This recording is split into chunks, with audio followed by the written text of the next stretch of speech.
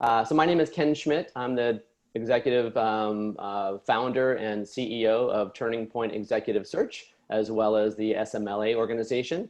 TurningPoint, actually, we'll be celebrating our 13th year as a company next month, which is exciting. So lucky 13. It's been a very interesting year so far, as we all can attest to. And then I started the SMLA actually about back in 2011, so about 9 years ago. We currently have chapters in San Diego, in Orange County, Los Angeles, and we were going to be launching our Austin chapter last week, but needless to say, that's been put on hold for a little bit of time, but we should be launching that sometime probably in June or July. So welcome. The purpose of the conversation this morning, as it is even with our live events, is to really bring everybody together from a combination of backgrounds, sales, marketing, leadership, as well as small and mid-sized business owners, to really talk about kind of the revenue production side of the house, as well as the marketing and branding side. So this morning, it's going to be a great conversation with two folks that have worked together for quite some time, and a part of a business at Dale Carnegie that has been around for many, many years also. So it should be a nice lively conversation. As we always do, I encourage you to ask questions. We really want this to be a very engaging dialogue, as opposed to a monologue with the three of us just kind of spouting off our ideas. So please, we encourage you and ask that you ask questions. Go ahead and use the chat function. Makes it easier, given that there's going to be quite a few folks on the call this morning. So type in your question, let us know, and then I'll be monitoring that along with Elaine Rosen, our operations director as well. And then we'll get through the questions as we move through the conversation also. Lastly, also, we have our live in-person meetings every month up until the pandemic hit, of course, a couple months ago. We would actually meet live in each of those areas that I talked about. And one of the things that we've learned over the years of doing this for quite some time is the fact that people get a chance to connect live at the events, but it can be tough to get a chance to meet everybody when you've got 50 or 75 people there. So we do what's called success quads, which basically in the live version, we have people put their business cards in a basket, pass it around the room, and then we set everybody up in groups of 3 or 4 with the idea of going off to meet for coffee or lunch or dinner and just do a bit of a deeper dive into each other's backgrounds, kind of what they do, how you operate as well. And so we're doing the same thing in a virtual setting now. We've done it several times. It's gone over very, very well. So what we'll ask you to do is at the end, you can actually any time during the course of the conversation, you can go ahead and send an email to Elaine Rosen. She's going to put her email address in the chat also.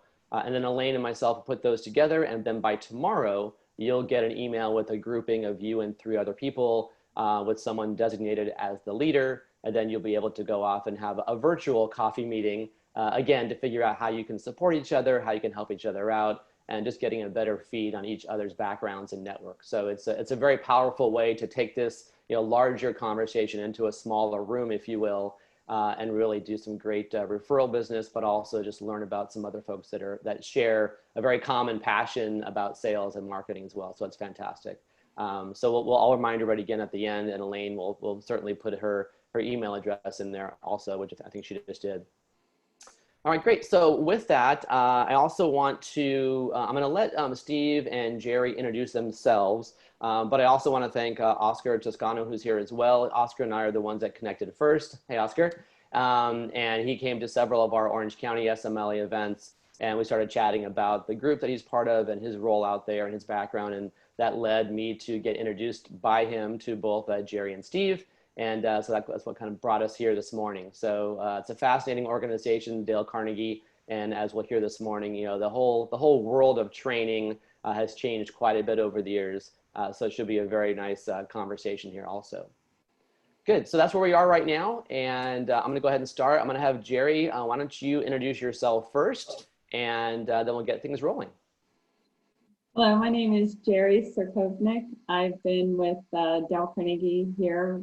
We just celebrated our 12th anniversary. We're starting into our 13th year, so a lucky year for us, just like you for Ken, or a unique one. And we see this as an opportunity to look at and see how we can reinvent the way that we do business. Dale Carnegie has been around for over 100 years. And we kind of, Steve and I have been partners before, so the two of us when we looked at this and looked at the opportunity that it affords others and the impact that we can have on helping other organizations achieve their goals, decided to go off on this great adventure that we started. Great. All right, Steve, you want to talk about your background also and kind of your role out there? Sure. My name's Steve VerBurg. I am president of the Orange County office for Dale Carnegie. What Geri didn't say is she is the CEO, because we are a woman-owned business. We've been partners for 12 years. So we started right as the last recession hit with the mortgage bust. So we've been through this before, kind of dips in the economy. But my background is both inside sales and outside sales. I've sold across multiple industries. And so I do the kind of the sales side. Geri is the marketing professional. She was the VP of marketing at the previous company we worked with together. So we both should be able to field most of the marketing and sales questions. It's a good combination to have the history working together as well, and to have one person on the marketing side, one on the sales side. That's you couldn't ask for a better mix. I know we were talking quite a bit on our kind of prep call before today about just the need for companies to understand the relationship, if you will, the collaborative relationship that sales and marketing needs to have these days. And without that, it becomes very siloed and very inefficient. And that whole, kind of linear line that used to be where marketing did this, this, and this, and then sales took over, that's long gone, right? It's long been really kind of destroyed. And now it's a much more circular relationship where sales and marketing should be constantly in collaboration, talking and sharing information and ideas as well. So I know we'll touch on that a little bit more as we get into the conversation for sure. So, so Geri, if you want to start, I'd love to kind of hear your thoughts on, given that the business has come a long way in that short amount of time, maybe talk to us about where it was, where the brand was when you first came in. And I'm sure Steve, you'll have some comments too. And then tell us how you kind of, navigated that journey over the last number of years. So when we actually went in to purchase the franchise, we hadn't realized basically how much Dale Carnegie's presence was not known here in Orange County. So while it had been around for a number of years as a franchise, basically they were very strategic, the original owners of it that we acquired it from, and just focusing on a few customers. So what we soon learned after we made the acquisition of the franchise is that we were going to have to do a lot of investment to create the awareness that we even existed within the market space. And that's a little unusual when you buy a franchise, because a lot of times you buy a franchise particularly because it has a name and an immediate recognition when you go into an area. Orange County, of course, is a huge metro area, the sixth in the United States, largest county, right, based on the consolidation of the people. But in looking at doing that, it's been a very interesting journey as we've tried to figure out how to create branding and awareness with, limited budgets and just starting up and trying to create an organization. So we've had a lot of transitions through the years. My background is also as an engineer, so definitely strong into, start with a minimum viable product and look at implementing it and then seeing how we pivot, based on, the responses from the marketplace. So we've done a lot of that and, trying and seeing what works and what doesn't work to try to reach the audience. And the area that you cover, Geri, is Orange County exclusively? Is that the entire county of Orange County, or is it beyond there as well? No, so there are actually 11 franchises here in California. We have just the Orange County reach, and then we have a very good working relationship with a lot of the other franchises in the vicinity. We kind of believe in the process of, a rising tide raises all ships. So we tend to be very collaborative because our organization is an East Coast organization. There's a lot of times where we have to take from a marketing perspective and put a little bit of a different spin because the West Coast has a little bit of a different personality or persona than necessarily, from the East Coast. So, they provide us some of the fundamentals, and then we have to take and understand our customer base so that we understand each persona that we're going to be targeting and be able to make that adjustment. Very good. Steve, do you want to add anything to that in terms of kind of the journey? And we have a question actually from Neo, and maybe this is for Steve and for Geri. Kind of what tactics were successful? What worked for you as you're coming into a marketplace where Dale Carnegie was known, but mainly on the East Coast, not so much in Southern California, on top of the fact that you're also competing with other franchisees in the same region? Do you want to touch on that a little bit? Yeah, sure. So one of the first things we did was obviously looked at our existing customer base. We went in and found that while we had a large customer base, our penetration was not very deep within the customer base. So our first, if you want to call it a strategic pivot, was to go deeper into the existing accounts to make stronger champions. So we developed for each of our sales team what we call a Focus 50. Each one of them has a Focus 50 accounts that they're focused on, so that they can go a lot deeper instead of wider. And that obviously was the low-hanging fruit that allowed us to grow quickly in the beginning. In 2010, we won the fastest growing franchise award because we were able to increase sales so quickly with that simple pivot. From then, obviously, we've been focused more on quality so that we can get those referrals and get added customers, because we want to keep the customers we have and acquire new ones on a regular basis. Great. So let's talk. Do you want to add to that at all, Geri? Other thoughts? No, thank you. Okay. I don't want to cut you off. I know you two are kind of two minds of the same approach, right? Which is great. So in terms of the ability to build up the brand, right, and to establish those target 50, as you mentioned a moment ago, Steve, what was the approach? What was the kind of strategy that you took to go after them, to get them to know who you were, and to understand what what your unique training process and support and leadership training process was all about? Well, as I mentioned, we started with our existing customers. So they already knew who we were and had a really good experience.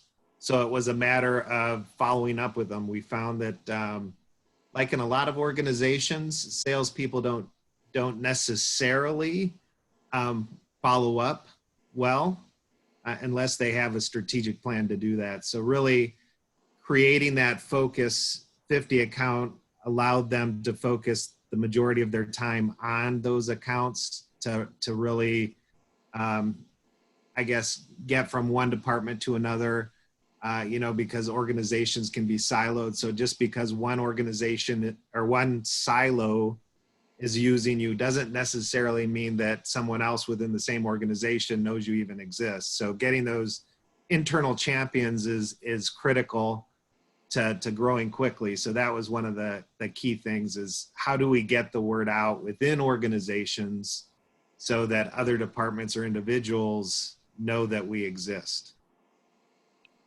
And I'd just like to add on to that, because one of the things that's key and instrumental, and one of the things we found here in Orange County, is there's a lot of movement, right? Mm-hmm. And yeah. People move a lot. So if you only have one person that you're interfacing with at that company and they've become your champion, and then they move, then you're starting all over from scratch. And you basically got to put all the same time and effort into that customer again as you did to get it and acquire it the first time. And we know it's very expensive to do the first acquisition, and it's a lot easier, you know, to expand within a particular customer base. So one of the things that I think is very important from a sales strategy perspective is once you get a strategic client, make sure that you start going through and working with every division or department that you can and start finding ways to expand it so that when there is movement, like the time we're in right now, you're not kind of having to start over as, you know, the people change, which I'm sure we'll see quite a bit of that, unfortunately, during this time. Sure, sure. In terms of the kind of the approach that you're taking and what you did back then versus today, maybe you kind of walk us through or tell us about what you've seen as the difference in terms of what are companies looking for in a training organization in general? What's the catalyst for them to bring somebody in? And really, has that changed? Is there a different motivation or a different kind of trigger point for those folks to say, yes, we're ready to bring a professional organization in? I'll let you start, Geri, and then I'll add on. So some of the dynamics, you know, that we see now versus back then is right now there's still an extreme state of uncertainty, right?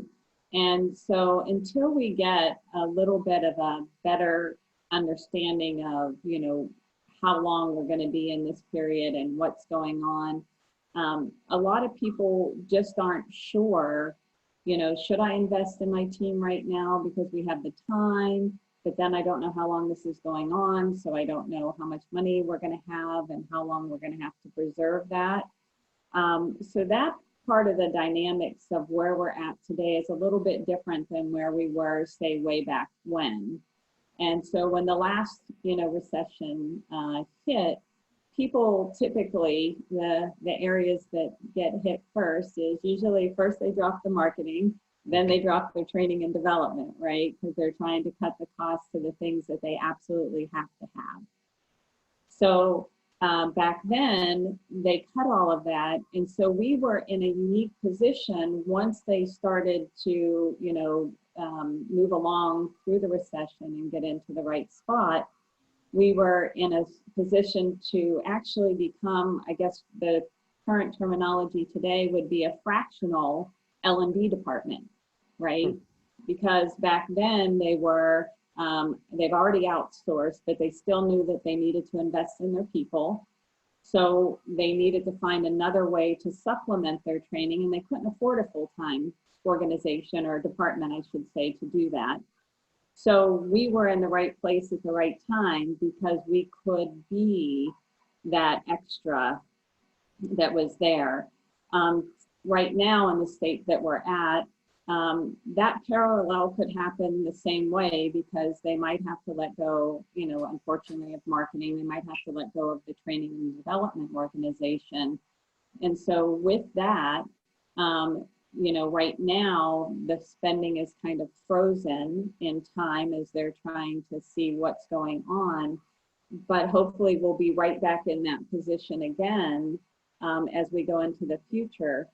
And that also presents a unique opportunity for right now, because one of the nice things, you know, that for our organization is that the Gen Y and the Gen Z, one of the key benefits that they really appreciate from an organization is an organization investing in them.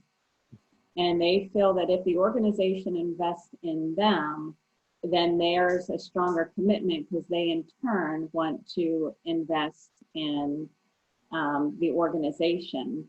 So being able to still provide them some training and development will be beneficial to keep those star performers within your organization. So, so while there's some similarities, we also have a unique opportunity right now because of their particular focus on development to be in the right place at the right time. Great, great. Steve, any additional comments in that piece? Yeah, I think the big thing that happened last time we hit the recession was this, what we call turtle mentality, right? Everybody ducks their head, gets in their shell, and doesn't want to come out until they know the coast is clear. So that's the same thing that we're seeing now from Geri's perspective, is people are in their shells right now. They don't really know what they should be doing because they don't know how long it's going to last or what the new normal is going to look like. So it's interesting to see, some organizations are taking advantage of this time, and they're moving their people to live online environments. They're investing in upskilling them while there's downtime, while others are just, they got their head in their shells and they're waiting for the all clear button to sound, right? So exactly. So to that point, do you think, I mean, maybe a little bit too soon to tell, but do you foresee your target audience changing? So let's say the folks that you're going after that are the ones that were actually engaging you, let's say back in January, will that be different going forward? Company size, industries, those kinds of things when we start to come out of this? I don't know that it'll be different from a company size or industry perspective. I think where we're going to see the biggest difference is a lot more companies will be open to blended learning solutions, live online solutions. We've had live online for now almost 10 years, but a lot of companies were very resistant to it because they wanted the live interaction, which of course has the team building aspect to it. The companies now are forced to go online. So I think that'll carry over a bit because people are still going to be wary of getting into a room with a lot of people for a while.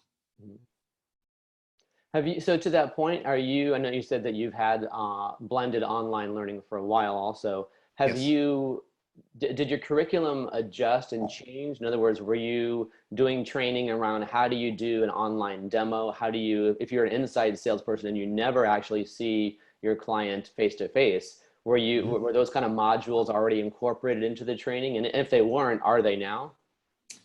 So we have an internal academy that certifies our trainers to do that type of thing. As far as doing it for our customers, yes, we do have modules that actually teach them to present virtually, present online.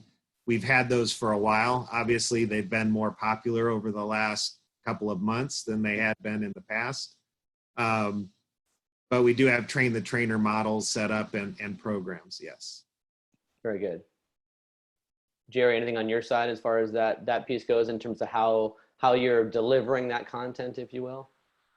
No, not really. I mean, we try to make sure that we have, a true experience, whether we're online or whether we're in the classroom, so that those human relation principles have a chance to really permeate, all of our training and development, because that's what helps retain and enhance the whole educational experience for them. Right. A great question actually from Joseph, which is a topic that I wanted to touch on also, which is really kind of the topic around empathy right now, right? And I'm amazed at how many, not so many phone calls, but a ton of emails that I've been getting on a daily basis from people, just flat out solicitations about a wide variety of services. But in my opinion, most of them are very tone deaf, right? There's not even a mention of, I hope you're healthy, I hope your family is safe, nothing at all, as if the world was what it was 3 months ago. So again, I'm not sure this has changed now with the pandemic. Maybe it was something that was happening even last year. But aside from the hard skills of training, are there kind of, I don't know, for lack of a better term, kind of empathy courses or that human connection aspect of selling that either was or is now part of the curriculum? Well, as you know, our company started back in 1912, and Mr. Carnegie wrote the book, How to Win Friends and Influence People. So all of our curriculum has always been focused around relationship building. Our sales course is called Winning with Relationship Building, right? So So to answer your question, yes, it's more critical now than it was, 5 months ago. If you didn't have strong relationships with your customers 5 months ago, more than likely you're not doing any business right now with your customers, right? Because they're only looking at the people who were there, or what a a strategic advisor, a trusted advisor. Those people they trust right now when they're in panic mode. If you were just a product peddler, they probably don't want to hear from you. So we're doing a lot of what we would call free workshops, live online workshops for our customers right now. We have one coming up in May, which is called Disaster Preparedness Succession Planning for You and Your Managers. That we're doing is complimentary sessions for our customers, because we want to give back to them right now while they're panicking, and help them to understand what they can do to prepare for the next big event as we're coming out of this one. Yeah, that's a great comment. I think there's a lot of writing out there right now happening about, okay, so I think I heard something or read something by McKinsey Corp talking about not new normal, but the next normal, right? Yep. So we've got pre-pandemic, we've got the height of the pandemic, people are in panic mode literally, but what's that next normal going to look like? And the answer is, nobody knows. There's an awful lot of opinions out there, but nobody knows for sure, right? We won't even know for sure until after it's all done. But to that point, how do you train for that? How do you train people, discuss that with your customers, your clients out there, to say, here's how you should be selling right now, but in 90 days that might change. How do you capture that very fluid situation in a training setting? Well, I think it goes to change management, right? What we would call agile organizations. If you can pivot and you're used to change, then you can navigate through that changing environment. So, agile organizations have very open communication. They're used to, that growth mindset instead of a fixed mindset. We gotta take what's coming at us now, learn from it, grow, pivot, adjust. So when we're talking to customers, it's really looking at their overall culture within their organization, and does it support a agile mentality? Does it support a growth mindset, or do they need to really kind of reinvent themselves? And we see a lot of organizations with that old command and control management style that have a harder time in today's environment than, say, those more progressive, those cutting edge organizations that like to take advantage of their employees' ideas. They're open to more of a flat hierarchy where they're looking at, let's just all work together, collaborate, and do what we need to succeed. So I don't know if that answers your question exactly, but is there anything to add to that? Well, I think, also too, if you look at it, and again, if you go back to, organizations like Google and stuff like that, the innovation comes from the team. And a lot of times innovation comes from a period of stress, right? So if you have a trusted relationship built within the organization, the team can come to you, they can throw out all types of unique ways in which, they can look at solving, the challenge that they're facing. And right now, the sales team are the ones that are out there that are talking or not to customers, right? They have the most information about what's going on from each individual customer that they're interacting with. So bringing those back into a huddle, kind of brainstorming, see if there's some commonality that's going on. If you, like in ours, we have territories, right? We have a North Territory, South Territory, and a Central Territory. So are you hitting some things that you're starting to see reoccurring between the different areas? Are we starting to see things between industries?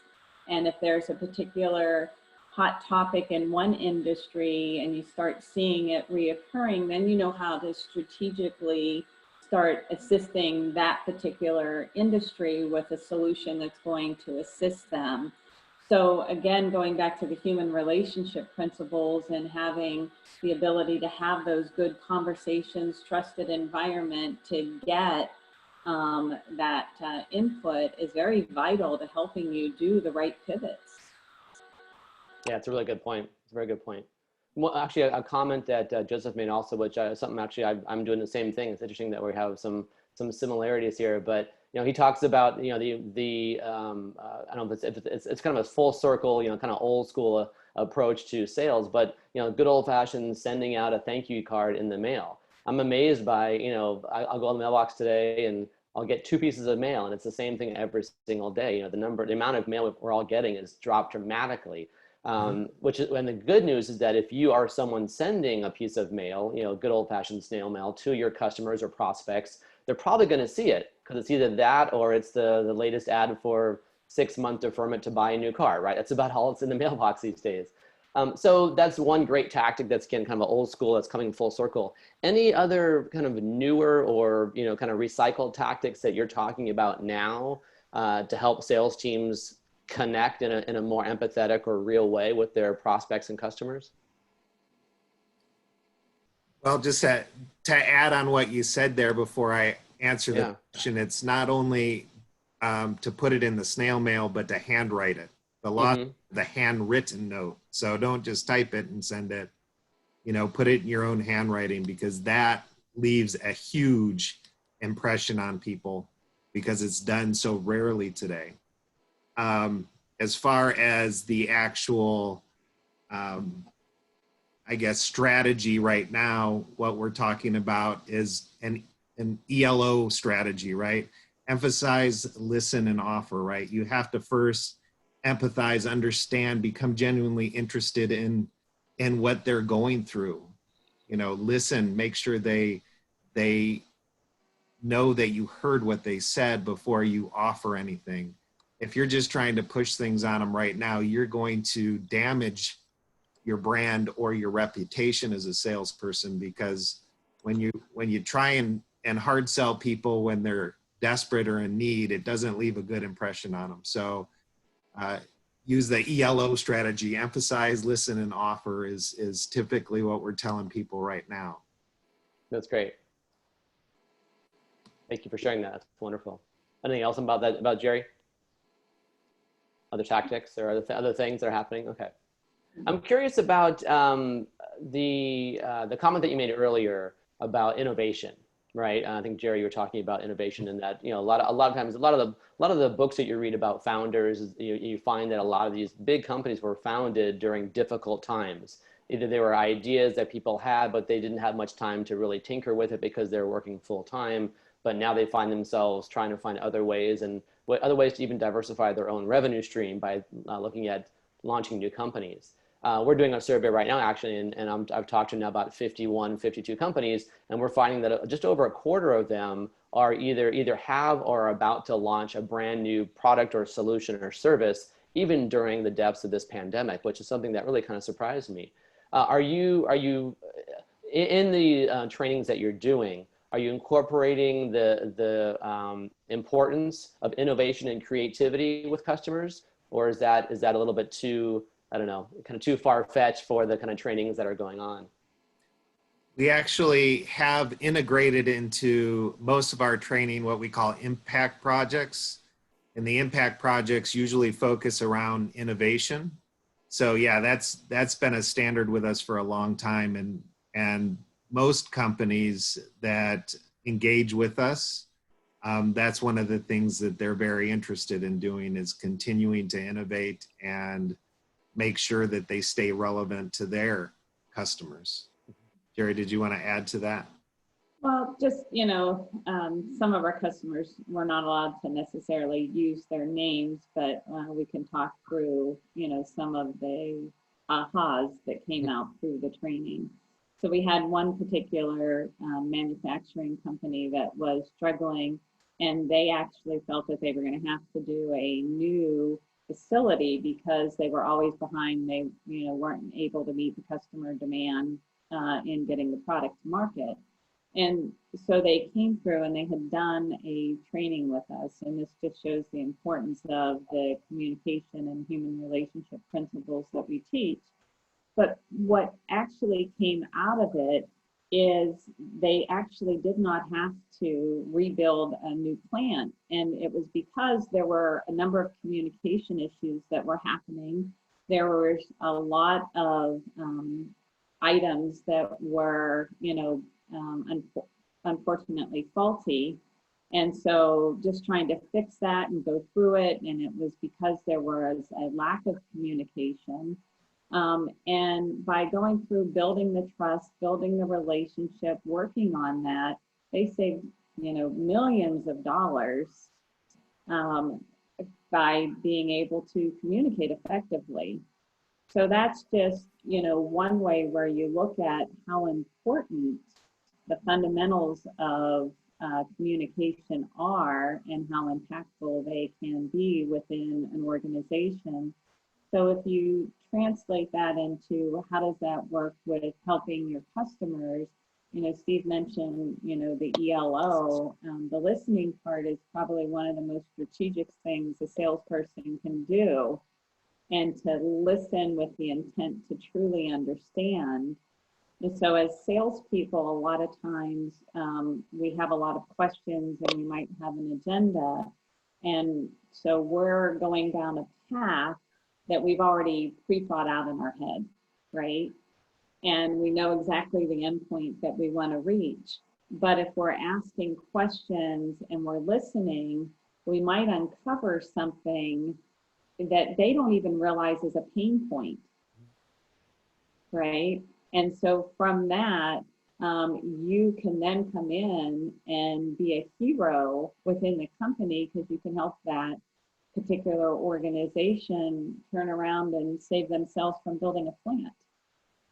No, that's a great point. It's a great point. And I mean, again, it's back to kind of an old school skill of just, effective listening, right? And asking the right questions and having that right script in there also, for sure. And to that point of kind of going into a conversation with a specific hat on, if you will, with a certain goal in mind, and, sometimes kind of ill-conceived, preconception walking into it. There's a lot of folks that I deal with these days where their teams are blended, right? So some companies have a dedicated inside sales team, which is different from sales enablement, which is different from the hunter outside sales. But the smaller the organization, the more blended it seems to be, where you have folks that are, 80% hunter, but 20% of their time or a quarter of their time is supposed to be in account management. How do you address that? It's two very different mentalities and different approaches in terms of communicating. Do you have discussion points or ideas that you share with your classes, if you will, your trainees, about how to maintain that balance effectively between hunting and farming, if you will? We do, yes. We actually have several processes within our sales course that we call out during the training so that they understand the key points. One of the things I see missing in a lot of sales today is a specific process that they can follow, right? Organizations hire people to sell. They say, I pay them enough. They should be able to sell. I'm not gonna train them. But a lot of salespeople out there have never had a formal sales process put in front of them that they can follow.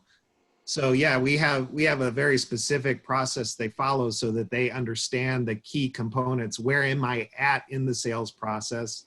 Who do I need to be talking to at this point in the sales process? Do I bring a sales engineer with me at this point of the sales process, or am I still in the discovery phase where I don't need the technical piece yet because I'm not talking to those people yet?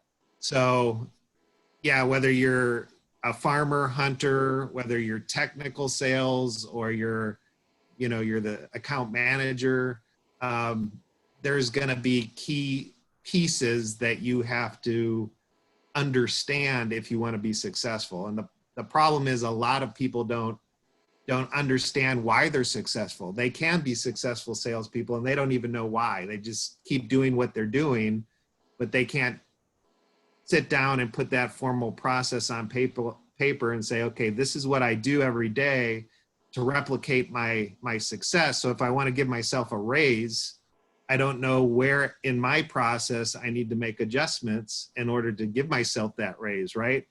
So if I know, okay, my cold calling gets me X amount of appointments, but my appointments have a very low conversion rate to actual proposals, then I know, okay, I need to work on what I'm saying in those appointments, the communication that I'm having in those appointments, so that I can get a better conversion rate to proposals. So depending on their sales process and the process they're using within that sales environment, the communication points are going to change. So it's not an easy question to answer, because every sales environment is a little bit different. If I go to a high-end technology company with a 3-year sales cycle versus a B2C, a retail establishment, those are very different sales cycles and very different processes that they need to follow. That's a good point. Well, and to your point also, another question that came through about, kind of where the most effective, entry point is. And I guess this is for you as a business in terms of who you're selling to, but also, what you're training your clients to do as well. Is it still the C-suite? Is it still you should be selling into the C-suite, or are they so inundated these days that you're better off selling to more of a frontline person, more kind of a grassroots effort to get in the door? Well, if you ever read the book, The Art of War, it says get at least 3 entry points, right? So I always recommend starting at the top and let them kick you down if they don't want to talk to you to who you should be talking to, and then you have an internal referral. Mm-hmm. That doesn't mean you can't start in the middle and the bottom as well and get as many advocates as you can, because today's sales environment is typically by committee, right? You need multiple people to buy into the fact that they want to move forward with this initiative. So you're going to have to get a lot of champions on your side. So I would never suggest just one entry point, but I would always suggest having the C-suite as one of the entry points. Yeah, great. Geri, I'm curious about, you mentioned it earlier on about succession planning a little while ago. And, there are so many companies that were able to sell, they didn't know at the time that was going to be the peak, but it was even just, 6 months ago. And these leaders, whether they're sales leaders, whether they're founders and CEOs, are going to start to be moving out of their organizations as their earnouts, come to fruition and what have you.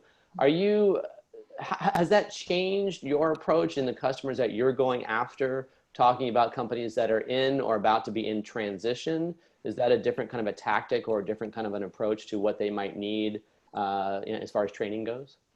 Well, I think, from a succession planning perspective overall, so I've been in the startup environment for numerous years. I've done a number of different startups and looked at, the ones that have been real successful, I've been a part of, and, we've, been acquired and pulled in together. And so as you look at that particular cycle, what you'll find is that, if you're positioning your company for an acquisition, the hope is that it lives long past you, right? And that really does depend on the team that you have in place underneath and how easily, because normally your top executives are the ones that usually will be transitioned out, over a period as they work through and start integrating it into the more company norm, right? And so the success of those acquisitions really depend on how well have I prepared my middle management level, right? And so, I've been in over a half a dozen, and, half of them have gone really, really well because the middle management has done well, and, the product still exists in some, stage. And in the other half, they didn't go well because that wasn't there, right? So, and then that impacts the C-level suite, because if that wasn't there, then further down their stocks become lower and they didn't get the payout, that they were hoping for. So, but in today's day and age, the reality is, right now with everything that's going on, as the owner, I had to kind of do a quick pivot, right, to be able to figure out how to relook at the business. And yet, the team still needed to be able to move on. So while my attention was diverted to learning more about the CARES Act than I probably ever wanted to learn about in my entire life, I was easily able to hand off a number of the things that I do down into the team so that they could keep everything running smoothly. And I, on the other hand, can deal with this emergency situation and allow things to go on. So succession planning can happen at a couple different areas, right? And hence, the free webinar that we're going to get ready to do, so that people can realize, I might need to succession plan for another, emergency that comes up, and where I need to offload whatever I'm doing immediately. I need it to go smoothly, and yet I need to, focus elsewhere at that time. So that's, to me, a lot of strategic planning, overall, to where even like a sales VP might need to kind of start relooking at the, the metrics that are going on, when industries are being impacted, where's my cash cow coming from? Where do I get most of my revenue from? Do I have to pivot now because I have to look at those that are considered emergencies? So that VP level at the sales focus might need to totally switch his focus, but he still needs his team to carry on. So has he prepared his team, and is there enough, trust built up to allow them to be effective while he's kind of getting the information that he needs to figure out how to focus? Yeah, that's a great point. I mean, there's already so many moving parts on the plate of the owner, and these days it's just amplified by what's going on around them, for sure, without question. The least of which is the CARES Act, and does it make more sense for me to keep my people and try to get the PPP loan, assuming you can actually get it, or does it make sense to furlough somebody because they can make some money, the same amount of money on unemployment? I have another recruiting colleague of mine, actually, who I talked to just on Tuesday, who said that, one of her employees is on a draw. And I know that draws are a little bit, kind of, blasé these days. It's not quite as common. But regardless, she said, all this time right now that you're spending accumulating that draw and having to pay that back when things are so slow, I'm better off furloughing you. And you can still make the same amount of money as you would on your draw, but now you're not accumulating this whole debt that has to get paid back when no one knows for sure when sales are going to come back. So those are calculations that nobody even thought about having to make just 60 days ago. Which brings me to my next point also, which is about pricing. I've had a number of clients that I've been talking to, as we do a lot of recruiting for sales roles in particular, and they're asking me a little bit about my pricing, but more so about kind of what I'm seeing out there. And people are trying to figure out, do I discount things? Do I not? I made the joke earlier about the flyers in the mail about, car sales. If you're not sure you're going to have a job in 30 days, whether or not you have a 6-month deferral for a new car is pointless, right? Same with the airlines. The airlines have not discounted their prices for their seats because the demand is just not there regardless of the pricing. But for other products that we're all involved in, what are you seeing out there among customers, around your colleagues? And then what are you talking to your customers about in terms of how their sales folks should be selling? Should there be a more heightened willingness to cut back on pricing and offer discounts? It's a long question, I realize, but there's a lot of moving parts there. Well, I can tell you from my experience going through the last recession, one thing that we do not do is discount our pricing.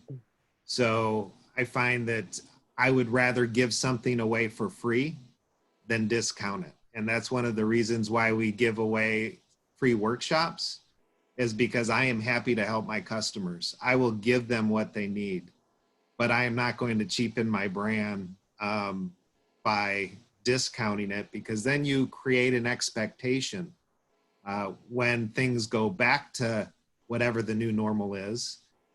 You were giving this to me a lot cheaper then. Why are you charging me more now? Right? So you have to kind of look at your customer base and your products or services and say, is this something that I can afford to permanently take a discount on? Because that's what they're going to expect if you start discounting, is they're going to say, well, you gave it to me cheaper then, so give it to me cheaper now. I had that experience as a director of sales at a previous company I worked for, where I stepped in and the previous director of sales had always offered discounts at the end of a quarter to make sure that they hit their numbers. And so when I stepped in, the customers started complaining, saying, wait, we always used to get this cheaper at the end of the quarter. You don't like us. I said, no, it's not that I don't like you. It's that we're not discounting this. Right. That's not an option, right? So that's a long answer to your question, but I would recommend not discounting. I prefer to give things away for free rather than discount. Any addition to that, Geri, or is that? Well, I would say you might at this time offer something of an additional value, to show something that, might complement or, kind of strategically align, a price point or something like that. And so during this time, you might, give a little extra into what it is, and they would feel like they got, a little bit of something, during this time, but you never take away from the core of your product. And that goes back to making sure that you're also able to, clearly differentiate your unique selling proposition, right? And show true value. There are some companies, where they are in a space where, price is key. So that is, something that they compete on. And there are some areas where they really position from a value perspective. And so also understanding the space that you're playing in, will be very critical as well. No, that's great. Yeah.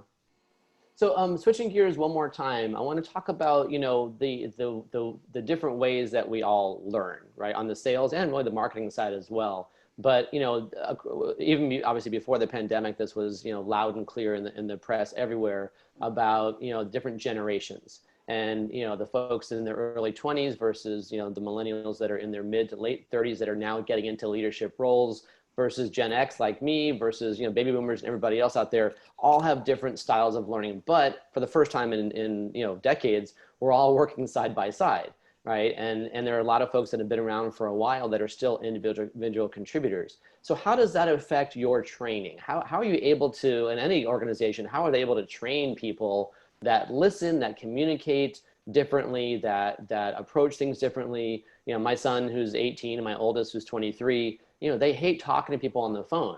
They're more than happy to text and email and get on social media. It's not a problem.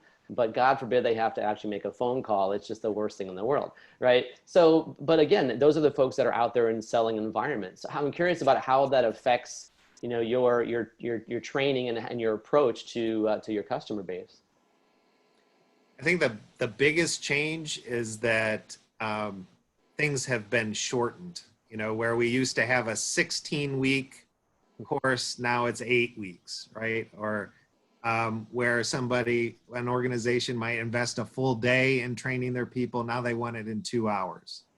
So I think the amount of time that is dedicated to developing yourself or your people has been shortened. Obviously, we have different media now where we're training using live online formats. There's what we call micro learning.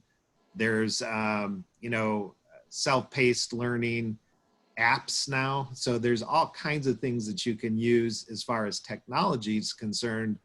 But the bottom line is that for the most part, people just don't see themselves as having the time to invest that they used to in training.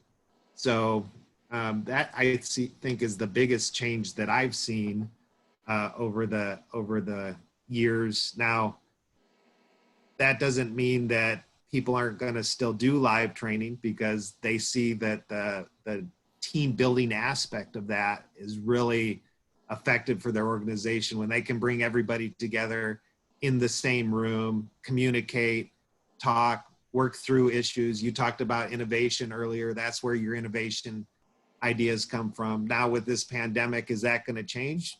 Certainly could. You know, we might not be able to bring the whole company in together anymore. We might have to do a virtual type environment. So we don't know what it's going to look like after this pandemic is over and people get back to whatever their new normal is.